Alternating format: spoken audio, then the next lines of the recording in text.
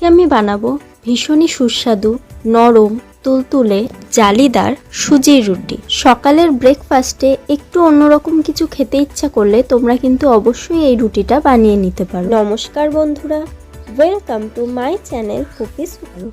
সুজির রুটি বানানোর জন্য আমি এখানে একটা মিক্সিং জারের মধ্যে নিয়েছি 1 কাপ সুজি। যেই কাপ মেপে সুজি নিয়েছি সেই কাপ মেপেই নিয়ে নেব আমি হাফ কাপ ময়দা। সুজি আর ময়দাটা এবার আমি পেস্ট করে নেব যাতে সুজির দানা দানা ভাবটা না থাকে। পেস্ট করে নিয়েছি। এবার একটা পাত্রের মধ্যে আমি সুজি ময়দার পেস্টটা ঢেলে দেব।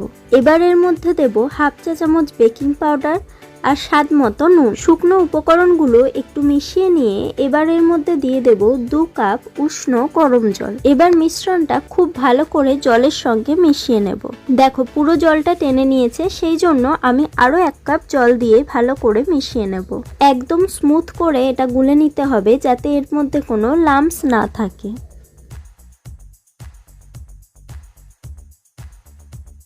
একটু সময় নিয়ে ভালো করে গুলে নিয়ে এবার এটা 5 মিনিট মতো ঢাকা দিয়ে রেস্টে রাখতে হবে। 5 মিনিট পরে ঢাকা খুলে আরেকবার একটু মিশিয়ে নেব।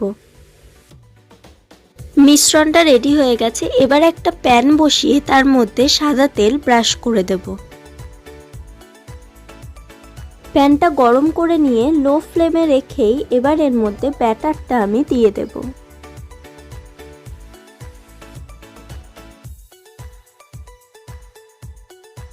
দেখো কত সুন্দর জালিদার হচ্ছে। এবার এটা লো টু মিডিয়াম ফ্লেমে রেখে সেদ্ধ হওয়া অবধি অপেক্ষা করব। রুটিটা যখন হয়ে যাবে তখন দেখবে সাইড থেকে একাই ছেড়ে আসছে। এবার একটু উল্টে দিয়ে ওই পিঠটাও 2-3 সেকেন্ড মতো সেকে নিয়ে তুলে নেব।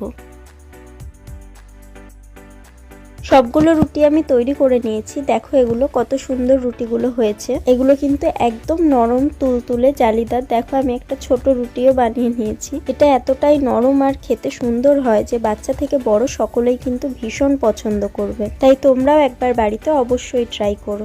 ভিডিওটা ভালো লাগলে লাইক, শেয়ার, সাবস্ক্রাইব করো।